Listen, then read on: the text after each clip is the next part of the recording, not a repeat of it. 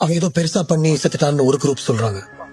அவன் சாவுல உயிரோட தான் இருக்கான்னு இன்னொரு குரூப் நம்புறாங்க.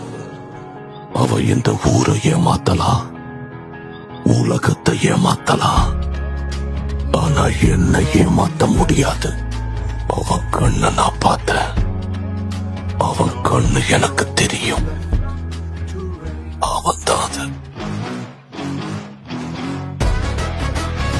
பார்த்திபனா இருந்தா 4 பேர் போதும். ஆனா அதுவே லியோவா இருந்தா நம்ம மொத்த ஊரே போனாலும் பத்தாது.